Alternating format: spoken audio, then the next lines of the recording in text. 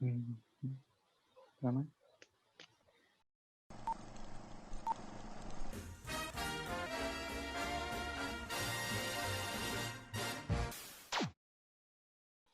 Bienvenidos a Vodka y Palomitas. En esta ocasión, hoy toca hablar sobre el cineasta del surrealismo. Uno de los directores, no sé si atreverme a decirlo favorito de Jason, o si no uno de sus favoritos, David Lynch. Jason, ¿te gusta mucho David Lynch, no? Me gusta mucho porque yo particularmente me siento atraído también hacia ese movimiento artístico y siento que ha sido un poquito mal entendido el cine de Lynch, así que ahorita vamos a ver qué onda. Yes, me acompaña Jason y me acompaña Ángel. Como siempre, Ángel, ¿cómo estás? Bastante perturbado por todo lo que vi en las últimas horas, pero todo está bien, bastante bien en realidad. ¿A ti te gusta Lynch? ¿Te gustó?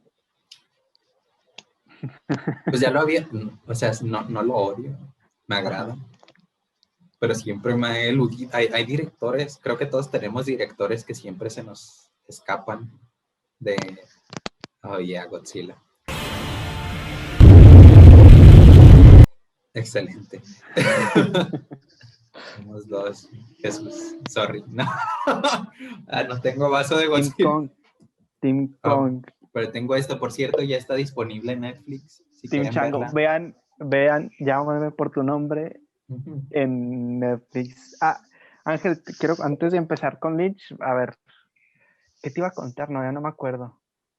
Ok. Oye, no me acuerdo, después me acuerdo. Sí. Era sobre llámame por tu nombre, pero no, dejémoslo para otra ocasión.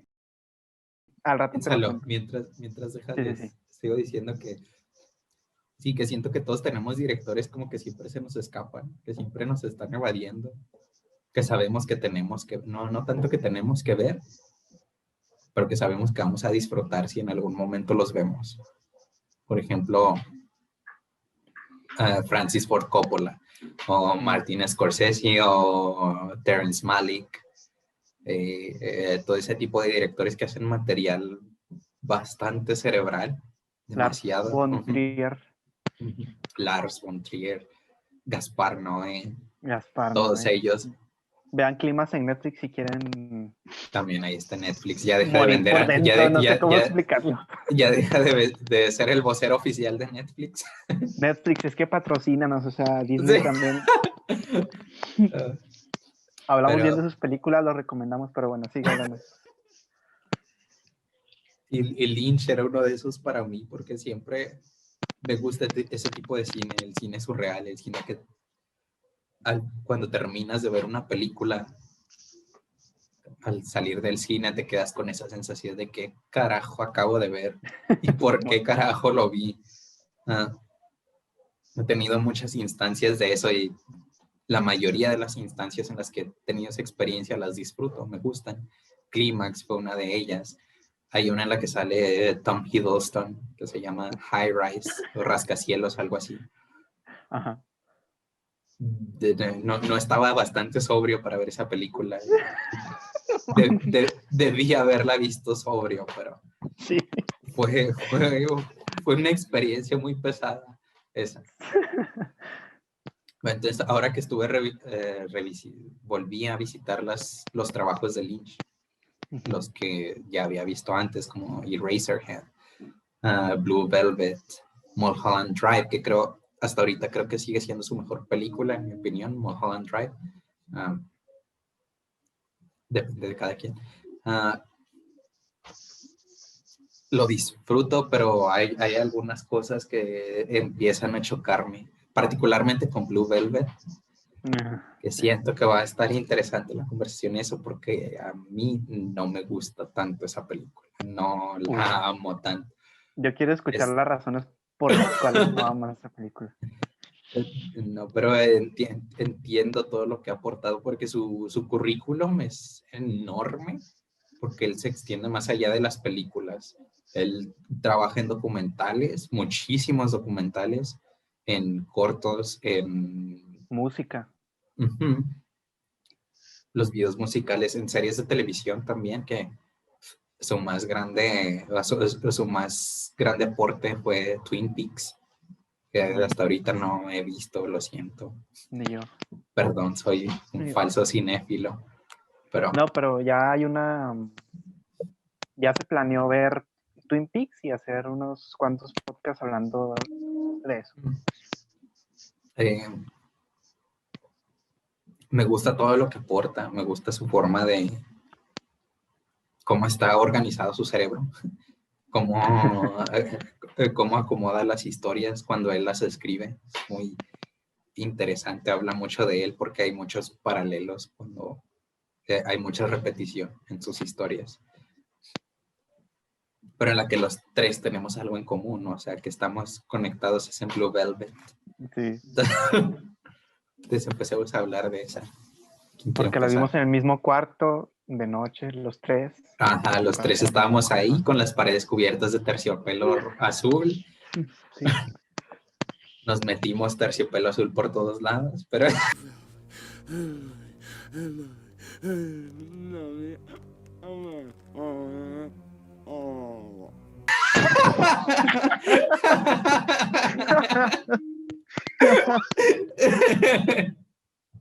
Oh, sí, nos metimos terciopelo. Oh, no.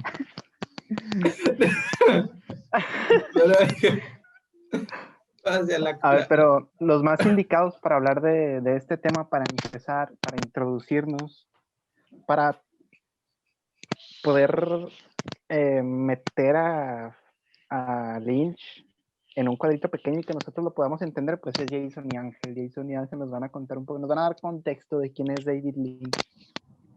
Que da el clima en YouTube, bastante extraño. Jason, ¿por qué hace eso? O sea, saca videos, no, son diarios o semanales dando el clima por alguna razón, es bastante extraño. Good morning. It's February 5, 2021, and if you... Pues ya mencionamos. Porque le gusta, o sea, no tiene...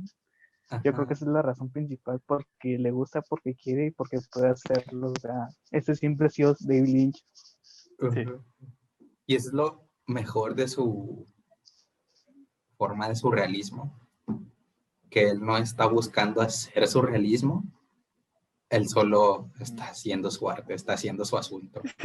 Eso es lo mejor de él, en mi opinión, porque no... que lo que le gusta hacer, que lo que disfruta hacer, que lo que escribe, que lo que piensa para nosotros sea algo surreal, pues ese no es problema de él, eso es cosa nuestra. Pero bien, vayamos con Blue Velvet, que una de las líneas de la película que creo que describen demasiado toda esa historia, o sea, todo lo que está tratando de decir o el tema, es cuando el personaje de Sandy, que es Laura Dern en esa película, le dice a Jeffrey, le dice, no sé si eres un detective o un pervertido. Creo que eso es lo que define toda esa película, porque siento que no ahí se empiezan a borrar la línea que divide esas dos cosas, ser un detective o ser un pervertido, porque no es más o menos lo mismo, porque hay algo en las profesiones que elegimos. Siento que eso lo vimos los que ya tomamos temas selectos de psicología.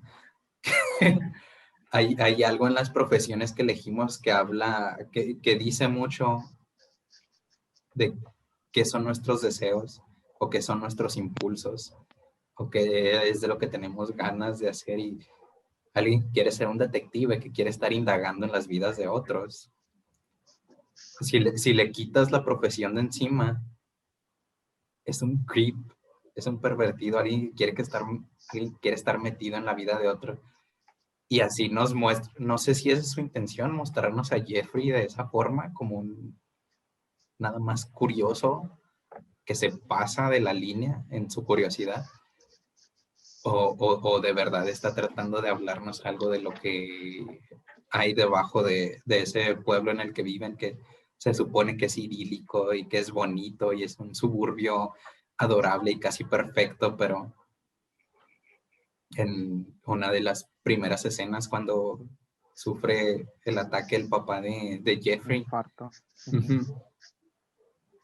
Cuando empieza a ver el acercamiento, siento que eso nos está hablando de que es un mundo que superficialmente se ve perfecto, pero entre más te acercas y entre más lo analizas, empiezas a ver las cucarachas, empiezas a ver las hormigas, los animales, los bichos, la basura que hay ahí. No sé a qué era lo que estaba tratando de llegar, pero, o sea, sí, en general la historia creo solo se trata de un misterio, de un asesinato, o de algo que se cree que es un asesinato, al momento que encuentra la oreja en ese lote.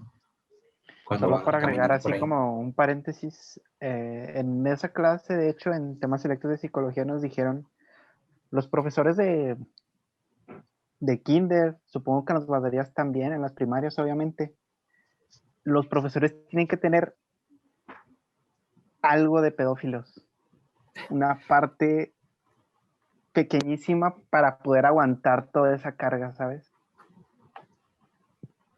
Es que, pero bueno, fin del paréntesis.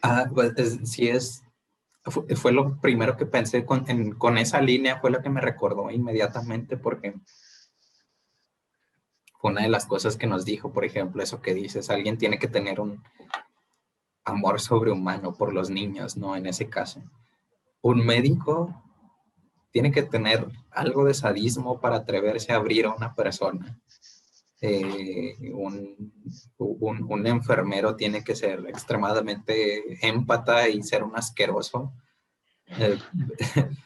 Ser un malito degenerado para tolerar estar viendo a personas desnudas constantemente y estarlos tolerando constantemente y haciéndolos sentir bien siempre. Y o sea, sí, habla mucho de qué eres o qué hay dentro de ti con la profesión que eliges. Eso fue lo que encontré, un paralelo en esas dos cosas con detective y pervertido, porque sí es una invasión a la privacidad de otra persona.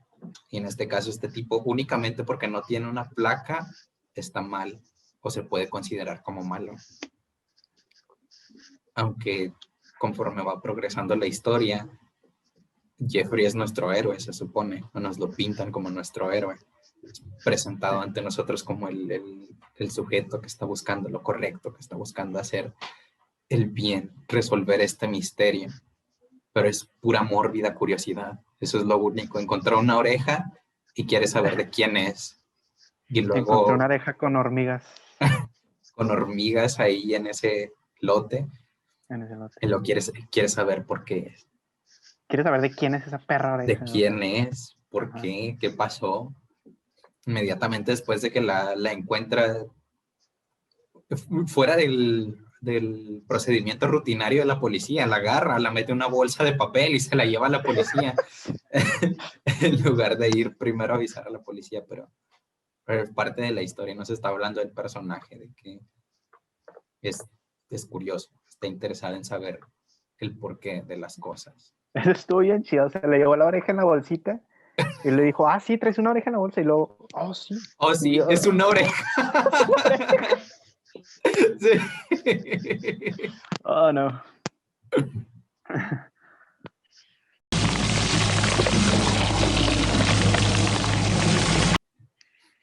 Mi siguiente nota es, ya saben cuál escena. Bien, sí. Bueno, en su búsqueda por encontrar quién fue el que le cortó la oreja o de quién es esa oreja, se mete a un departamento, ¿no? A un departamento en el cual él cree encontrar respuestas. Primero entra diciendo que es un fumigador, ¿no? Para poder entrar a la casa. Y se encuentra las llaves de la casa, sale después de fumigar y ya se crea ahí un plan en el que va a entrar de noche, va a abrir la puerta mientras ella no esté y va a entrar a hacerla de policía, ¿no? Pero ahí pasan cosas raras y me gustaría que nos lo contara Ángel o Jason de mejor forma. Oh, Dios. A ver, es que primero tenemos que entender un poquito el concepto de surrealismo antes de entrar de lleno, porque si no, quizás a la audiencia le resulte un poco extraño. Yes. Sí, porque aquí es donde sí surrealismo- se da la vuelta todo eso, y entra lo chocante. Entonces, el surrealismo es parte fundamental del principio, es ignorar o dejar a un lado la lógica que rige nuestro mundo y construir una nueva a partir de cuestiones que no tengan que ver. Ahora me explico. En el surrealismo se trata un poco de traer ese mundo onírico, ese mundo de los sueños a nuestro plano real. Entonces, uno de los primeros surrealistas bien decía que los niños son las personas más surrealistas que hay, porque para los niños no hay una barrera entre los sueños y la vida real. Ambos convergen en un mismo espacio. Entonces, con base en esa premisa, en el surrealismo se busca crear una realidad aparte de la que nos rige. Es decir, ignorar todas las leyes lógicas a las que estamos sujetos para crear una propia lógica a partir de la mezcla con el mundo onírico. Así que bueno, ya después de esta explicación, vamos ahora sí con la escena. Aquí, raza, o sea, aprenden de cine, aprenden de la vida, aprenden de todo. Este pedo es... Vamos a hablar de filosofía si Ok. quieren más tarde. Cuando toque por Terrence razón. Malick a huevo. Cuando sea Malik, ok. Entonces, dentro de la escena, Jeffrey decide meterse dentro del departamento de esta mujer, de esta muchacha, porque piensa que Dorothy va a Valens. encontrar respuestas. Piensa que va a encontrar respuestas sobre este misterio. Primero se mete al armario, luego vemos una escena muy poco sutil sobre cómo ella se desviste, pero desde el punto de vista de Jeffrey. Entonces, evidentemente lo atrapa porque digamos que el tipo no es el mejor escondiéndose. Entonces, ¿qué pasa? La amenaza con un cuchillo y hace que se desvista. Y uno podrá pensar, bueno, está bien, o sea, se lo merece, el tipo es un acosador, es un mirón. El problema es que ella se pone de rodillas frente a él y le quiere hacer una felación. Entonces ya pasamos del terreno de la amenaza a un terreno meramente sexual, es muy extraño. Sí, es cuando estaba viendo eso, ahí sí ya empecé a poner a trabajar mi cerebro. Dije, ok, ¿qué me estás queriendo decir aquí? Porque bien, cuando le pide que se desvista, obviamente mi primera reacción fue bien, o sea, Igualdad de condiciones, ¿no? ajá, es un pervertido, bien, humíllalo y haz lo mismo con él de esa forma. Pero en el momento que la veo bajarse y ponerse de rodillas y preguntarle qué es lo que quieres y ofrecerle lo que él quiere, aquí es donde me empieza a chocar la película. No,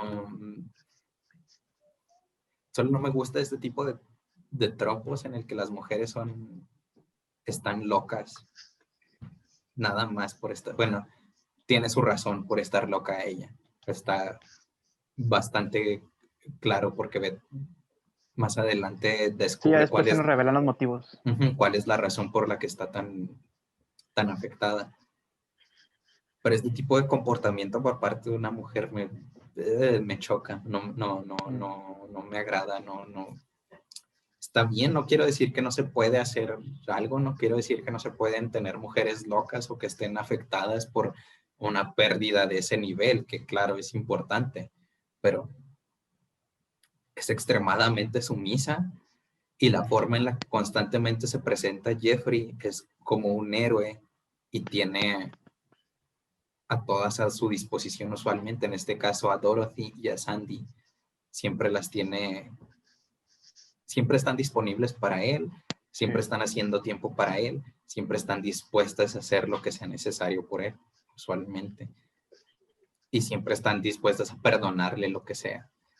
Ese tipo de cosas no me gusta, pero en cuanto a la historia, o sea, va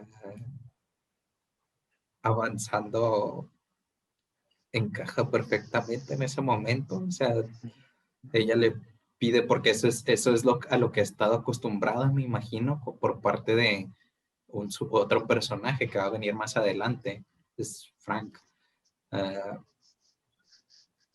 ¿Qué es lo que le piden? No sé si quizá eso sea lo que esté tratando de comunicar, que cualquier hombre que esté tratando de invadir su privacidad o cualquier hombre va a representar eso, ¿no? Una amenaza, alguien que quiere humillarla, alguien que quiere someterla. E incluso más adelante lo mencionan, ¿no? Que se odia o que tiene tremendo odio por sí misma ella y que quiere sufrir porque ya básicamente perdió a su hijo, que ese es lo que revela qué es lo que la tiene así, qué es lo que la tiene esclava de este sujeto. Todo esto empieza a circular, se limita únicamente a lo meramente sexual, a una dinámica de poder, de BDSM, en la que ella es la sumisa, él es el dominante, y suena la puerta. Y entonces llega el señor Frank. Ahí fue donde anoté cuando estaba viendo la película y dije, ¿qué carajo estaba pasando aquí cuando llegó él? Porque lo regresa al armario donde se estaba escondiendo. Entra este sujeto, ocurre el principio del ritual, que me imagino es algo que siempre hacen, ¿no? La luz, ya está oscuro ahora, ella tiene que sentarse en la silla, el whisky, las velas, el whisky que le pide que le lleve, abre las piernas, muéstrame, y empieza esta dinámica de mami. Sí, en ese momento está que mi carajo está pasando aquí, ¿por qué está pasando esto? ¿Quién es este sujeto? ¿A dónde estamos yendo? Pues entiendo que el sujeto tiene poder sobre ella y más o menos tenemos contexto de quién es él por la llamada que había tenido antes en la que había estado espiando a Jeffrey, en la que escuchó únicamente pues el lado de ella. Entonces ya empezamos a tener respuestas cuando él llega y empieza a decirle, a darle órdenes de qué es lo que debe hacer. Y las órdenes son lo que es bastante extraño. El bebé tiene ganas de estar con su mami. Sí.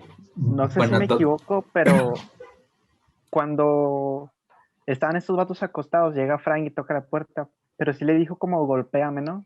Ajá. Sí, ya desde ahí nos lo puso sobre la mesa y después llega Frank y ya nos explican por qué su comportamiento. Pues sí, porque él lo pide. Uh-huh. Más bien es lo que él hace en el momento que ella lo ve, que todavía está intentando conectar cuál es la importancia de que ella lo esté mirando y cuál es su aversión por ser visto de Frank constantemente, que le dice no me mires, no me mires, no me mires, porque es algo que repite más adelante, que sigue mencionando.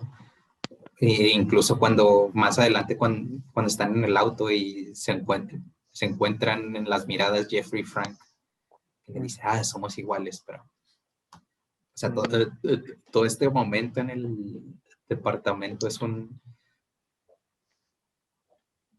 no sé qué tanto le sirva o favorezca la historia. O sea, si te dice, te habla de quiénes son ellos, cada uno de ellos, por sus reacciones ante cada una de las cosas que están pasando. Pues sí, estuvo medio bizarro. ¿Tú cómo viste esa escena, Jason, en específico?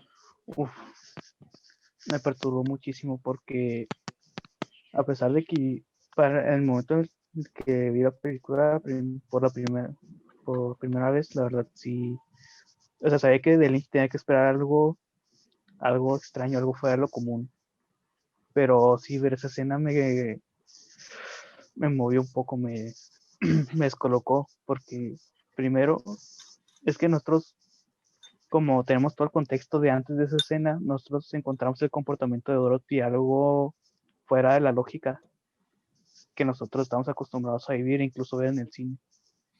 Entonces, ya de por sí estaba un poco extrañado, y luego cuando llega Frank y Jeffrey se tiene que volver a esconder en el armario, o sea, el tipo tiene que presenciar una escena de violación. O sea, nosotros como audiencia nos queda muy claro que eso es violación. Pero es decir, ponernos incluso en los zapatos de Jeffrey, de tener que estarlo viendo todo eso desde el armario, es bastante difícil de digerir. Yo creo que esa escena por primera vez ya nos deja en claro cómo va a ser el resto de la película. Sí. Es decir, si ya como lo comentábamos hace rato, el surrealismo se trata de agarrar elementos propios y mezclarlos o traerlos al terreno de lo que estamos acostumbrados a vivir. Yo creo que sí, ya a partir de ahí estamos más que preparados para ver el resto de la película. Sí, yo me acuerdo que estábamos en computación en la universidad. Ángel no estaba con nosotros, pero Jason y yo sí. Y él pues me estaba contando que David Lynch pues es un gran cineasta, y para contármelo me contó esa escena en específico y quedé perturbado, y desde que me contó esa escena dije, ok, tengo que ver ese pedo porque no entiendo lo que me está diciendo Jason y tampoco lo entendí en la película, así que pues bueno, sigamos hablando.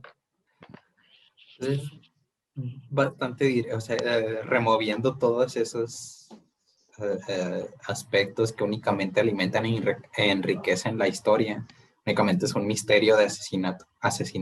Porque, bueno, sí se murió el marido de Dorothy. Está claro, porque ya no lo volvemos a ver. Pero eso es así en general, el no a grosso modo. Pero ya si empezamos a excavar, a tratar de buscarle más significado, pues también estamos hablando precisamente de la naturaleza del qué tan bien o apropiado o natural es lo que busca un detective, ¿no? O sea, la perversión, volviendo a la línea que dijo Sandy. O sea, no sé si eres un detective o un pervertido, porque él está completamente obsesionado con resolver este misterio, con solucionar este rompecabezas. Y a pesar de que pone en peligro su vida, a pesar de que sabe que está poniendo en peligro la vida de otras personas, sigue porque quiere resolverlo.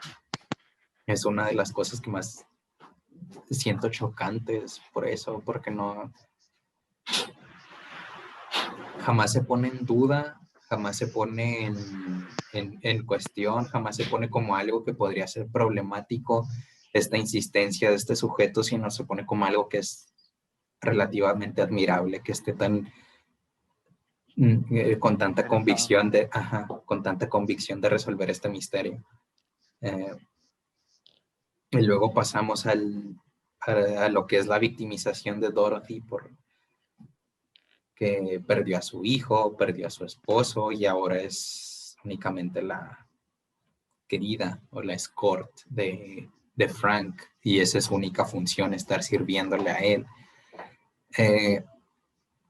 Y que perdió la cabeza básicamente por la forma en la que se comporta con Jeffrey, que básicamente después de ese momento le empieza a idolatrar, porque empiezan a tener encuentros continuos y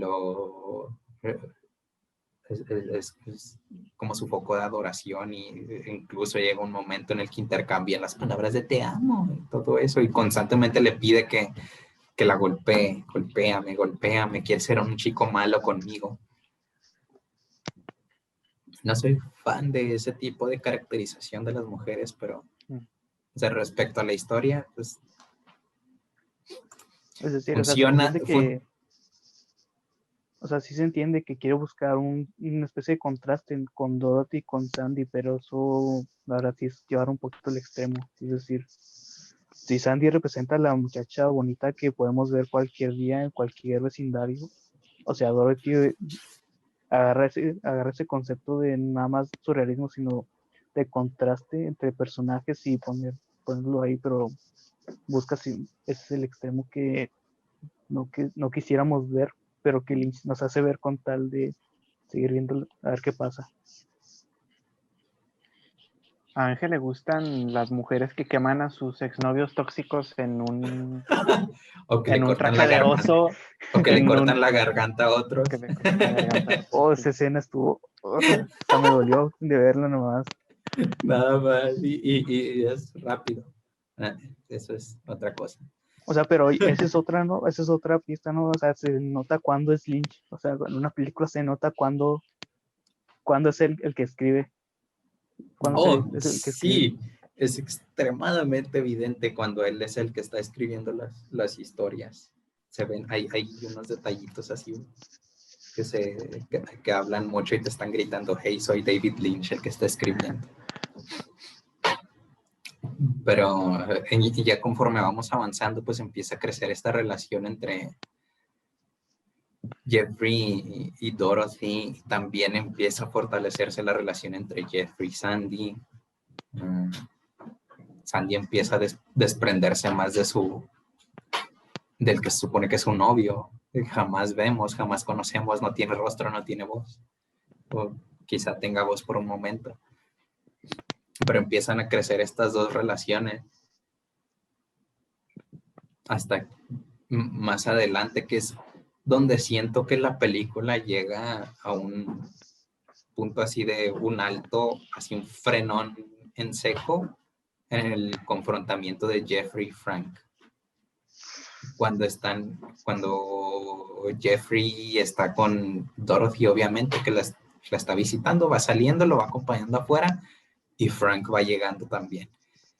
Y ese momento ahí la película siento que llega a un alto total y te mandan a otro lugar. Es otro conflicto, es otro contexto, otro tono para la historia que te están contando, porque ahora los protagonistas se convierten en Jeffrey y Frank y empieza porque también aquí, al igual que Sandy y Dorothy, en este caso el envoltorio de Jeffrey viene siendo Frank, por lo que les dije ahorita, que en algún momento más adelante les dice que tú y yo somos iguales, y en cierta manera son más o menos la misma persona, solo una está completamente corrupta, corroída y consumida por las perversiones y todo eso, pero a partir de este momento siento que estamos cambiando de ritmo a otra historia completamente diferente, hasta el final. Sí, eso es muy, muy extraño, porque incluso Dorothy le dice, no, es que es mi vecino, pues, nada, estamos hablando. Ajá. Y dice, vecino, vente, vamos a pasear. Y Sí. Jeffrey obviamente le dice, no, pues no quiero. No. ¿Cómo que no quieres? Vamos. No. O sea, el tipo, o sea, ya con la escena anterior, de su visita con el respirador y todo, o sea, ya sabemos que el tipo es un desquiciado, Sí. pero que se está conteniendo con Jeffrey. Y cuando van a la casa del amigo de Frank, tampoco entendí qué me quisieron decir con esa escena de la canción de Roy Orbison, In Dreams. O sea, la canción está muy buena, me gusta. Me gusta mucho, la verdad. O sea, la letra es muy bonita, pero poniéndola en el contexto en la que nos la ponen, pues sí es muy difícil de ver también y escuchar. Dato curioso, Lana del Rey le hizo un cover a Blue Velvet. Sí. Le hizo un cover a la canción Blue Velvet, y como que el video también tiene esta esencia Lynch en los colores, en las tomas. Es que la canción fue en parte inspiración de esta película. Lynch refirió por cómo se siente la canción, a dónde te lleva la canción, qué momento, qué época específica, qué sentimientos te trae, y en parte la letra. O sea, de ahí viene que Dorothy constantemente se esté poniendo una bata de terciopelo azul. Y la música es muy importante porque te está hablando de, ya sea qué está ocurriendo, qué ha ocurrido o qué va a ocurrir. La música está comunicándote la historia en parte. Precisamente por eso esas dos, que son las dos canciones más importantes, la que dijiste tú, Jason, y Blue Velvet, que son las que más se repiten, porque se vuelve a repetir más adelante, después cuando salen de la casa de este sujeto, ya que visitaron y dejaron a Dorothy ver a su hijo, siguen en su paseo alegre por las calles, y entonces ahí sí incrementa la tensión, se tienen que detener,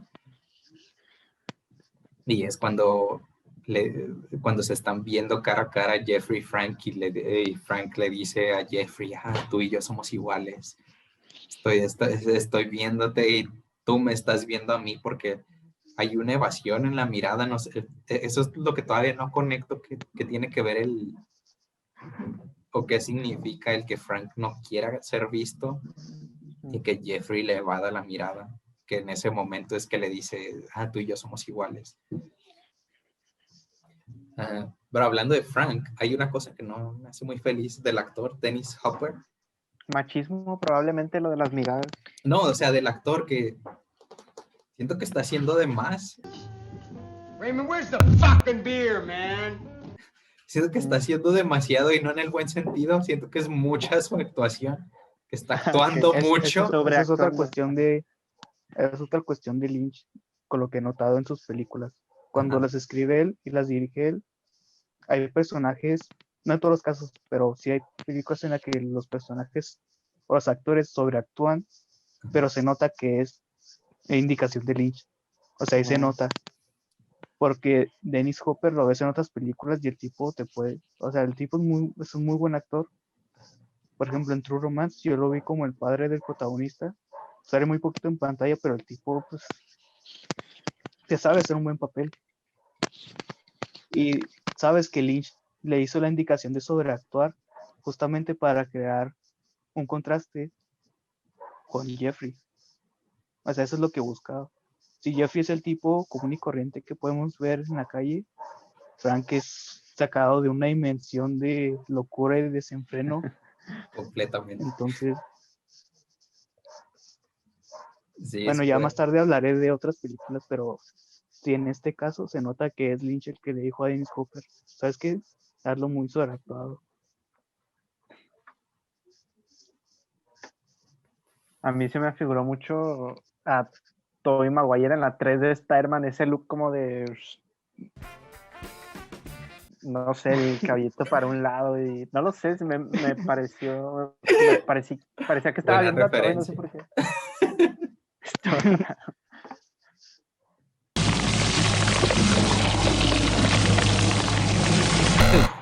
¿En qué nos habíamos quedado ahorita?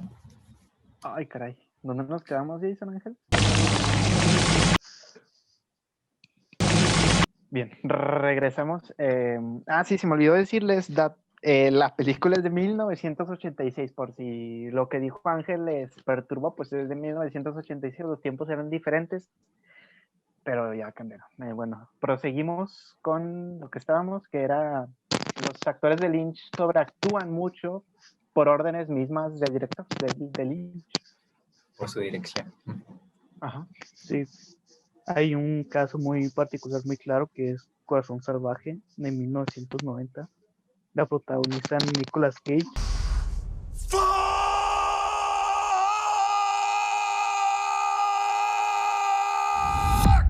Con Laura Dern.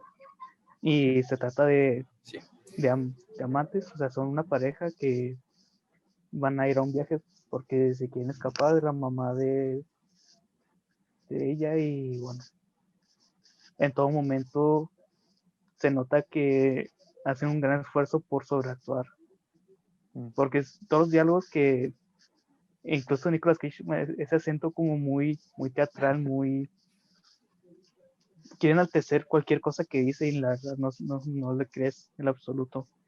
O sea, y independientemente de que el tipo haga malas películas, es un buen actor. O sea, el tipo ganó un Oscar. Yo lo vi en Mandy hace poquito y fue de que, ay, cabrón. O sea, el tipo es un buen A actor. mí me gusta esa pero- película. Y se nota, o sea, Sí, o sea, el sujeto tiene rango, bastante rango. Puede ir entonces sí. de lo más absurdo a actuar para Lynch. Así que sí, sí tiene bastante rango, pero siempre que les pide sobreactuar es en servicio de la historia, Sí. en servicio de que se entienda el tema o se entienda quiénes son estas personas que nos están presentando. Sí, en el Okay. caso de Corazón Salvaje se entiende el porqué. Es decir, pues, la misma película podría estar romantizando el hecho de que Nicolas Cage es un tipo, pues, no sé si adicto al sexo, pero sí que le gusta mucho.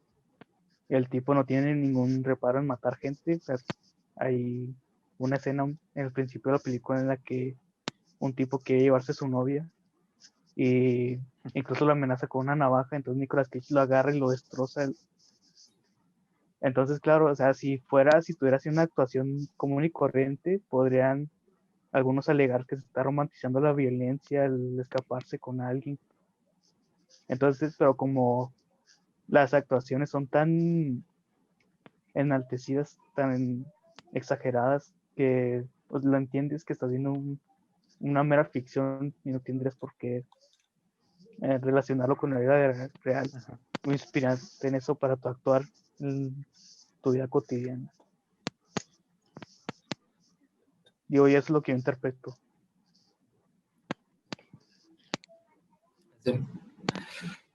No sé si bueno, sí, más o menos en Mulholland Drive,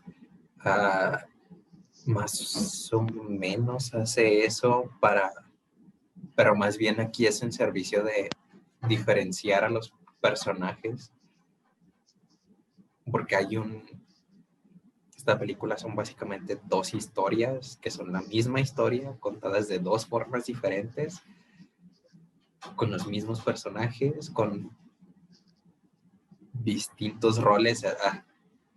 Por eso me gusta tanto esta, porque cómo revuelve estos dos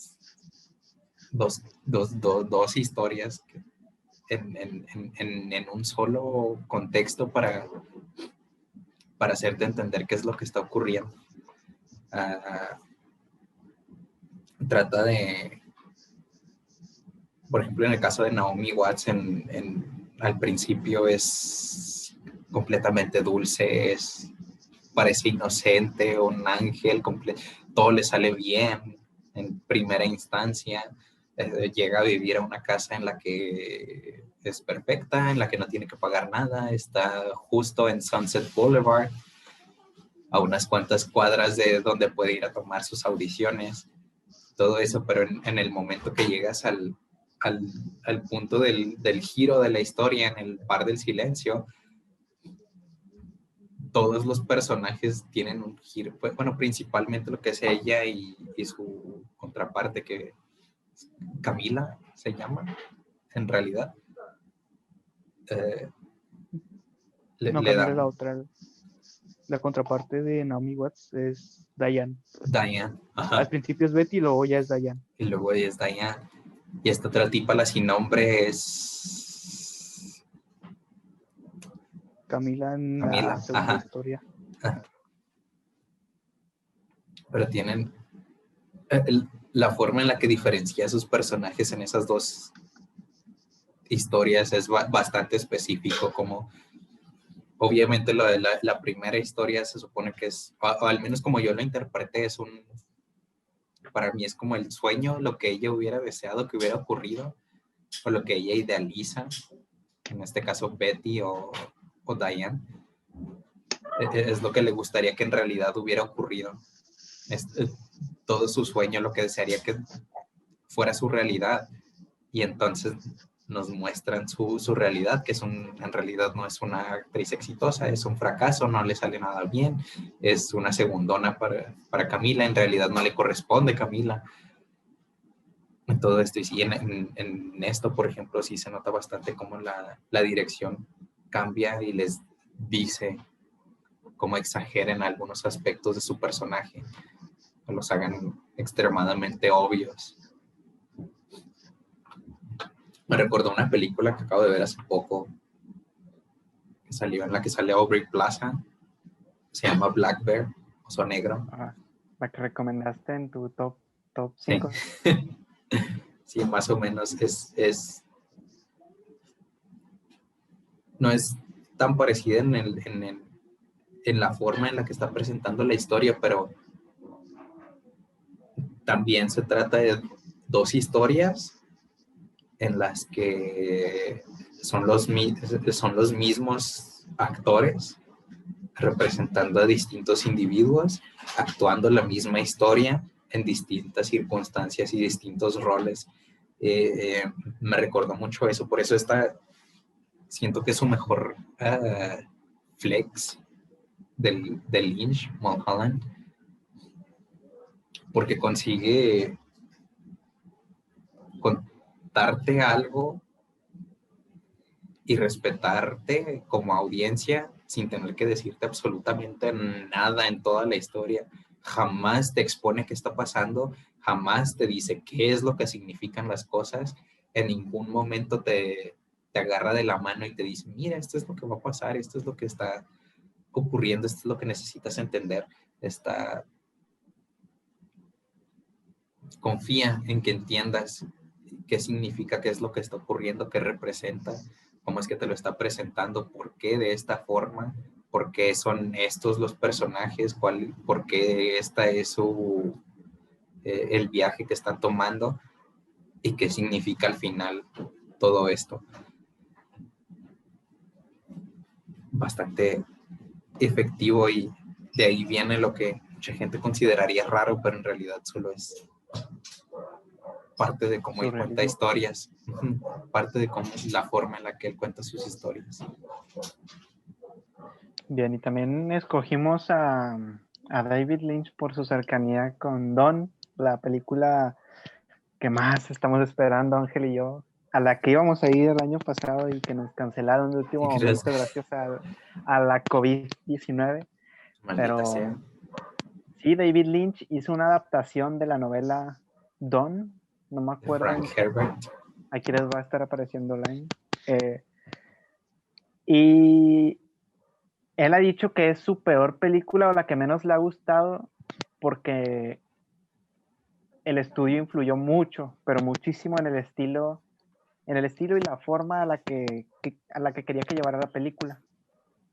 Pero a ver, Ángel, Jason, cuéntenos un poquito más sobre Don. ¿La vieron, Don? De David Lynch. ¿Y qué tal les gustó? A mí no tanto. Pues, pero adelante. O sea, sí, se nota por qué Lynch dice que ni siquiera es su película. O sea, que alcanzo a ver por qué. Pero, o sea, como en líneas generales, como película creo que está bastante bien. Es decir, si una vez que ya pasa la primera media hora ya estás dentro del universo que te plantean y hasta te gusta ver. O sea, a mí particularmente me gustó mucho ver cómo no hay un conflicto del personaje principal por ser el elegido. Simplemente deja que pase y ya. Es algo que se nota mucho que influenció esa novela de Star Wars. Se nota porque sí, totalmente. E incluso creo yo trata mejor el viaje del héroe en el caso de Doom, porque el tipo no sufre o no tiene ningún conflicto por el hecho de que solamente tiene dudas de que si es el elegido o no es, a la vez de que tiene sueños sobre su futuro. Y no sé, la verdad, yo creo que no, o sea, te dan lo que te ofrecen, o sea, no es una obra de arte, o sea, y tampoco busca hacerlo, es un viaje, es una odisea, si lo quieres ver de esa manera. Sí. Pero también es un buen ejemplo de cómo de desarrollo de personaje, en el sentido de que estamos en el punto A, es un tipo que se sabe defender, que sabe varias cosas, y ya para el punto B, pues ya es un tipo, es el líder de una resistencia, ya entendió cuál es su papel en este mundillo, o bueno, en esa aventura. Creo que, es decir, se entiende por qué Lynch no la quiere. Pues se entiende y se nota, a fin de cuentas, pero datos así como el uso de la vida y color está muy bien porque los tipos, ahorita se me olvidó el nombre de la raza, hay una raza de habitantes del planeta Dune que tienen Los ojos Fremen. extremadamente azules, sí, y en ningún momento ves color azul en toda la película que no sea en esos ojos, o al menos no tan claro. Entonces cuando los ves por primera vez sí hay un contraste muy fuerte. Es decir, en líneas generales sí está muy bien, pero también entiendo por qué Lynch no la quiere. ¿Pudiste notar algo del estilo de Lynch en la película, Jason, aunque sea un poco? Pues es que ya desde el vamos no creo poder encontrar algo porque ya se nos trae a un terreno de lo verosímil, cuestiones como viajes al espacio, viajes a otros planetas, es decir, todo el argumento mismo está fuera de nuestra cotidianidad, de lo que podemos considerar lógico. Entonces, claro, es muy difícil encontrar algo que sea meramente Lynch. Pues igual y podría ser la sobreactuación del antagonista, del villano en la historia, pero Sí. muy apenas.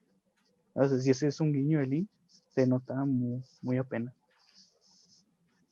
Dato O sea, en sí, curioso,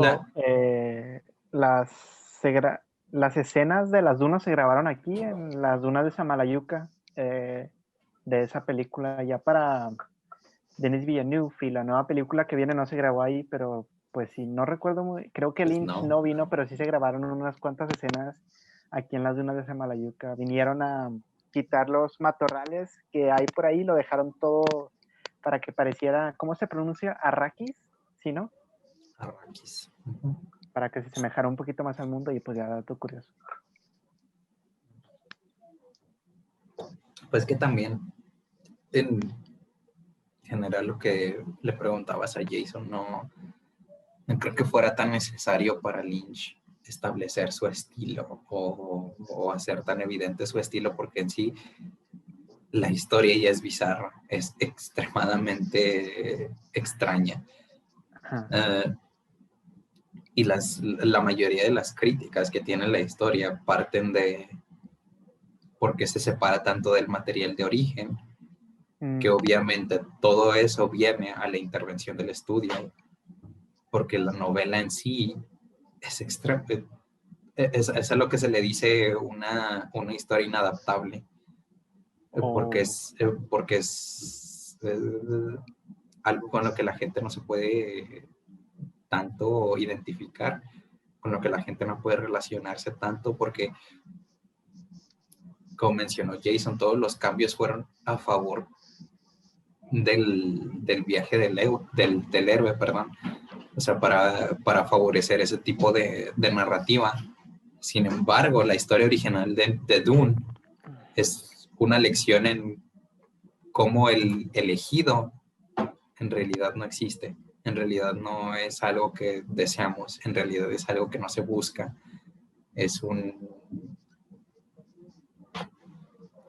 Siempre que pones a alguien que dices que es el elegido o que por su nacimiento es la persona idónea para gobernar o la persona perfecta para conquistar, siempre estás poniendo en riesgo que vaya a haber corrupción, que se vaya a corromper esa persona. Y eso es lo que ocurre con Paul, porque en algún momento de la historia, sorry, spoilers para la película que va a salir en octubre, de una historia que salió hace 20 años o no sé cuánto, sorry, pero o sea, Paul tiene la opción de hacer lo correcto o hacer lo que es fácil, y él elige hacer lo que es más fácil al final, en la historia original. Entonces, por eso siento que las críticas vienen más bien de las personas que eran acérrimas fans de la novela, y también la gente que usualmente no entiende a Lynch, que son las críticas que siempre están ahí. Por eso Lynch usualmente no tiene un buen score en los tomates podridos, o un excelente score a menos de que sea escrito por alguien más. Pero es únicamente porque no entienden, no saben comprenderlo, no saben asimilar la forma en la que cuenta sus historias, independientemente de si son raras, que es algo que en realidad no son, solo es únicamente la forma en la que él cuenta sus historias, en la que él elige mostrarlas, elige expresarlas, y son excelentes, usualmente son perfecto entretenimiento. O sea, está la de Netflix, que salió hace poco, ese pequeño corto en el que entrevista a un mono.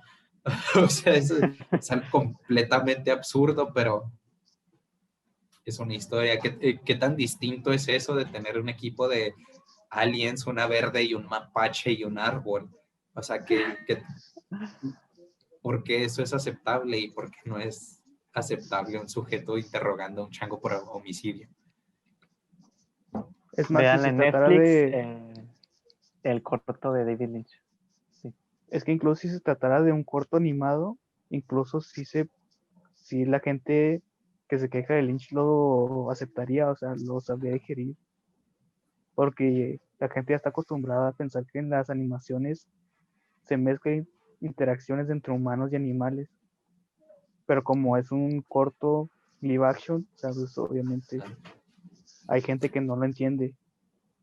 Sí, o sea, te lo presenta así seco, a la brava, directo. Te dice, esta es la historia, esto es lo que está pasando. Soy yo interrogando a un simio. Lidia con eso como puedas lidiarlo, pero esa es la historia. Es boca de humano, ¿no? Ajá, ¿Es boca de humano? Sí, ¿verdad? Es. No sé si el efecto es porque ese, está pero como sobrepuesta en el chango, se ve bastante raro. Pues y es la misma voz, pero distorsionada. Sí. O sea, pero ese es el punto de Lynch, por lo que he leído en sus entrevistas, en los artículos, en los perfiles que se han hecho sobre él. O sea, él no está buscando escandalizar, no está buscando hacer algo provocador o raro, la palabra que no le agrada. Únicamente está buscando contar otras historias, otras que no han sido contadas o de otra forma que no ha sido contada. Y eso es lo que ha estado haciendo y eso es lo que nos ha mostrado, no sé, a través desde Blue Velvet, que fue un misterio que bastante bizarro. Mulholland Drive, que nos está hablando nos muestra un sueño y la realidad de una persona, lo que desearía y lo que no desearía. ¿Cómo se llama? The Straight Story, un viaje en un tractor que se convierte en toda una meditación sobre la existencia humana, pero déjenselo a Lynch para hacer eso. es que ya ni siquiera es un tractor, es un carrito para cortar césped, o sea, Sí. o sea, ya desde el vamos se nota que ahí está Lynch. Ajá. O sea, desde ese momento, o sea, me empieza a dejar ahí su marca. Vamos a tener a Lynch de nuevo, o sea, para una nueva película, una nueva serie. Ese hombre no va a dejar de hacer trabajos, ese hombre está constantemente trabajando, siempre. Está haciendo nuevos documentales, está haciendo videos musicales, está publicando reportes del clima.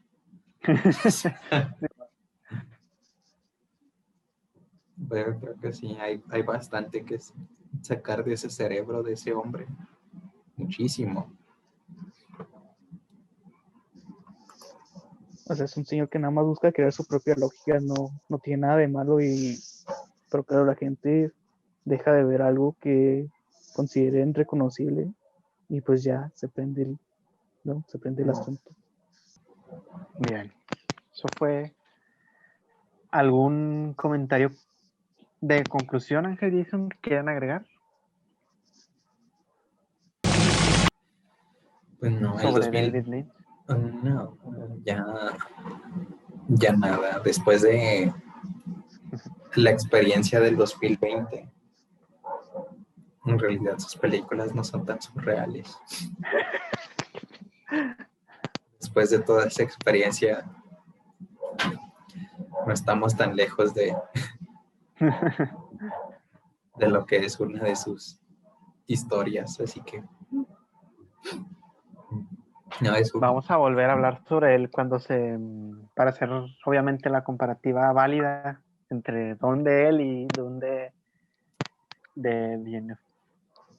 ya está otoño, mucho más adelante. Esperemos que sí. O sea, va a salir, ya nos dijeron, más vale que sí.